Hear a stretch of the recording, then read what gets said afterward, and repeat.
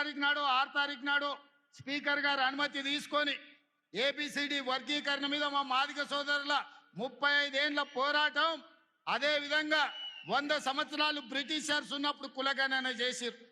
100 ఏళ్ల వరకు బలైన వర్గాలు ఎంతమంది ఉన్నారో వాళ్ళ లెక్క వాళ్ళకే తెలియదు.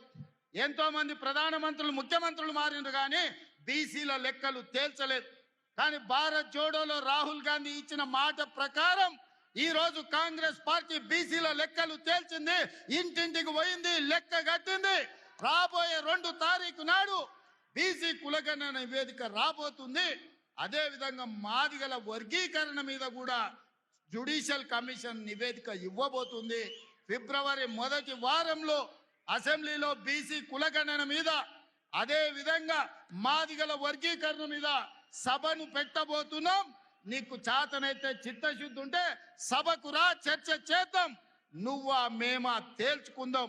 నీ ఫామ్ హౌస్లో నీ వంది మాగదులను, నీ భజన చేసేటోళ్లను నువ్వు వాళ్ళను జమేసుకొని వాళ్ళ ముందల పొంకనాలు కొట్టకు. చంద్రశేఖరరావు, నువ్వు కాలం జల్లిపోయిన 1000 రూపాయల నోటువే. ఆ నోటు పెట్టుకుంటే ఎవడైనా జైలుకే వెళ్తాడు. ఒకప్పుడు 1000 రూపాయలకు చాలా విలువ ఉండే 1000 నోటుకి. అవునా? 1000 నోట్లు ఉన్నాయంటే అని మునగాని కింద చూసేది. ఇప్పుడు 1000 నోట్ల రూపాయలు ఉన్నాయంటే తీసుకుపోయి బొక్కలు వేస్తారు. చంద్రశేఖరరావు గారు కూడా రద్దయిపోయిన 1000 రూపాయల నోటు. ఇంకా దానికి విలువ లేదు. తెలంగాణ సమాజంలో నిన్ను అడిగేటోళ్ళు లేరు. చంద్రశేఖరరావు, నువ్వు ఫామ్ హౌస్లు ఉండి ప్రజలతో నీకు బంధం తెగిపోయినట్టుంది. ప్రజలు ఏం ఆలోచన చేస్తున్నారో చూడు. రైతులకు రైతు భరోసా అందింది. ఇది నా జవాబు, లెక్కలు అసెంబ్లీలో చెప్తా. రైతులకు 21,000 కోట్ల రూపాయల రుణమాఫీ జరిగింది. రైతులకు వడ్ల కోసం 500 రూపాయల బోనస్ ఇచ్చినాం. రైతులకు వ్యవసాయానికి 24 గంటలు ఉచిత కరెంట్ ఇచ్చినాం. రైతులకు 200 యూనిట్లు ఇంట్లో ఇవాళ ఉచితంగా ఇస్తున్నాం. ఆడబిడ్డలకు బస్సు ఉచితం ఇచ్చినాం. ఆడబిడ్డలకు 500 రూపాయలకు సిలిండర్ ఇచ్చినాం. ఇవాళ యువకులకు 55,143 ఉద్యోగాలు ఇచ్చినాం మొదటి సంవత్సరంలో. ఒకవేళ మమ్మల్ని అభినందించడానికి నీకు మనసు రాకపోతే అదే ఫామ్ హౌస్లు అట్లే వండుకొని ఉండు. నిన్నెవ్వరు అడుగుతలేరు, కడుగుతలేరు, కొడతలేరు. కాబట్టి ఇవాళ ఇన్ని రకాల సంక్షేమ కార్యక్రమాలు ముందుకు తీసుకొని వెళ్తున్నాం. చంద్రశేఖరరావు గారు, నువ్వు రా అసెంబ్లీకి. ఎందుకంటే నాకు గద్దర్ ప్రోగ్రాం ఉంది, ఇంకా చాలా విషయాలు చెప్పాలి. ఎల్పి ఇప్పుడు ఇవాళ రవీంద్ర భారతిలో గద్దర్ గారి కార్యక్రమం ఉంది. అర్జెంటుగా నేను బయలుదేరాల్సి వస్తుంది కాబట్టి మిగతా వివరాలు గద్దర్ వేదిక మీద చెప్తా, ఆ తర్వాత అసెంబ్లీలో చెప్తా. ఇంత పెద్ద కార్యక్రమాన్ని ఏర్పాటు చేసి అద్భుతంగా నిర్వహించిన పెద్దలందరికీ, ముఖ్యంగా ప్రాణ సమానులైన కాంగ్రెస్ పార్టీ కార్యకర్తలందరినీ మనస్ఫూర్తిగా అభినందిస్తున్నా. రాష్ట్ర ప్రభుత్వం ఒక లెక్క చెప్పింది, బీసీల లెక్క చెప్పింది. 56 అంటే దాదాపుగా 57% ఉన్నారయ్యా మీ బీసీలని లెక్క చెప్పింది. ఈ లెక్క చెప్పడానికి దాదాపుగా 90 సంవత్సరాలు పట్టింది. బీసీల లెక్క చెప్పడానికి 90 సంవత్సరాలు పట్టింది రాష్ట్రంలో. కానీ వాళ్ళ లెక్కలు తేల్చడానికి 4 సంవత్సరాలు చాలిగా. సోదరులారా, మనం అర్థం చేసుకోవాల్సినటువంటి ఒక విషయాన్ని చెప్తా ఉన్నా. ఇవాళ బీసీల దగ్గర ఇక్కడ ఉన్నటువంటి మిత్రులారా, ఏ బాబు కొద్దిగా కూర్చోవచ్చు కదా వెనకాల. బీసీలల్లో లీడర్ లేడున్నారా అంటే ఇక చూడరాదు. ఎంతమంది లీడర్లు ఒకసారి చేయలేవాడు, మీదోళ్ళు వెళ్ళేవాడు. ఇంతమంది లీడర్లు ఇలా బీసీలోళ్ళు ఉంటే బీసీలల్లో ఎవడున్నాడా అని అంటాడు ఒక ఆయన. ఇక మా సుందర్రాజ్ అన్న చెప్తా, సుందర్రాజ్ అన్న గురించి. అన్న కూర్చో. సోదరులారా, నెలకు 5,000 ఖర్చు పెట్టుకునే శక్తి మీరు ఉన్నదా? నెలకు 5,000 ఎవరెవరు ఖర్చు పెడతారో చేయలేవటారు అన్న. మినిమం నెలకు 5,000. నెలకు 5,000 ఇవాళ రాష్ట్ర ప్రభుత్వం చెప్పిన లెక్క ప్రకారం తెలంగాణ రాష్ట్రంలో బీసీలం ఎంతమంది ఉన్నాం? 2 కోట్ల మంది ఉన్నాం. తెలంగాణ రాష్ట్రంలో బీసీలం 2 కోట్ల మంది ఉన్నాం.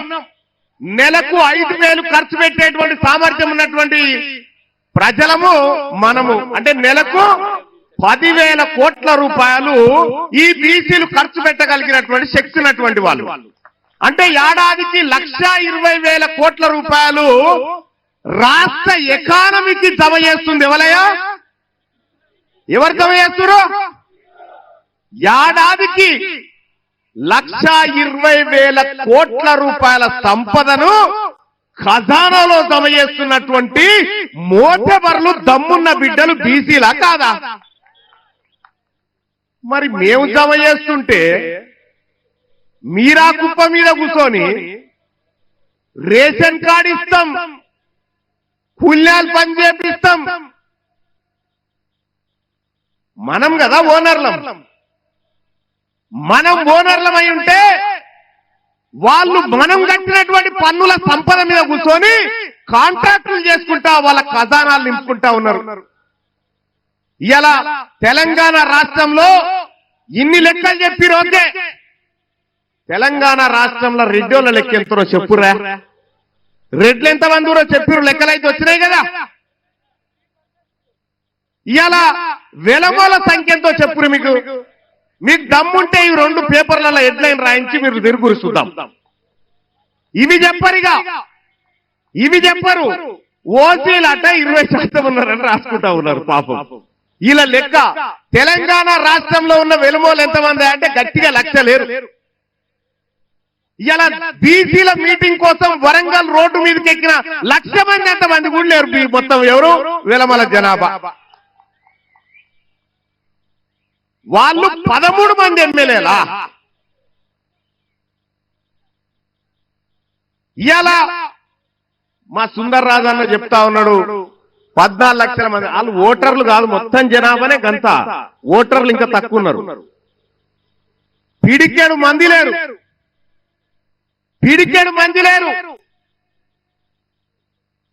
వాళ్ళు 60 మంది ఎమ్మెల్యేలై అసెంబ్లీలలో చట్టసభలలో కూర్చుంటే ఈ బీసీల బతుకులు మార్చడానికి వాళ్ళు నిర్ణయాలు తీసుకుంటారా? మీరు ఒక్కసారి ఆలోచన చేయండి. తీసుకోరు. ఇలా బీసీల చేతుల్లో భూములు లేవు, బీసీల చేతుల్లో అధికారం లేదు, బీసీల చేతుల్లో ఆర్థిక వనరులు లేవు. మొత్తం ఉన్నదంతా వాళ్ళ చేతుల్లో ఉన్నది. కానీ బీసీ ప్రజలారా గుర్తుపెట్టుకోండి, నిన్నటి దాకా ఒక లెక్క, ఇయాల్టి నుంచి ఇంకొక లెక్క. నిన్నటి దాకా ఒక లెక్క. ఈ బీసీలలోంచి ఎవడు అడిగేటోడు లేడనుకుర్రు. ఈ బీసీలకు ఇట్లనే 4 రోజులు ఉద్యమాలు చేసిపోతారనుకున్నారు. కానీ గుర్తు పెట్టుకోండి, ఇవాళ బీసీ సమాజానికి, తెలంగాణ రాష్ట్ర బీసీ ప్రజలకు మీ బిడ్డ టీన్మార్ మల్లన్న ఖడ్గం పట్టుకొని ఉన్నాడు. ఒక్క అనా పైసా పోయినా ఊరుకునేటువంటి ప్రసక్తే లేదు. చూడలే, మొన్న చట్టసభలో చూడలే, నేను అధికార పార్టీలో ఉండి కూడా మొన్న ఇప్పుడే చెప్పిన 1,20,000 కోట్ల రూపాయలు మనం జమ చేస్తున్నామని. నేను మొన్న మండల్లో మాట్లాడినా, ఎంత ఇస్తున్నారా బడ్జెట్ల బీసీల కంటే 9,000 కోట్లు. 1,20,000 కోట్లు తీసుకొని 9,000 కోట్ల రూపాయలు మనకిస్తారట.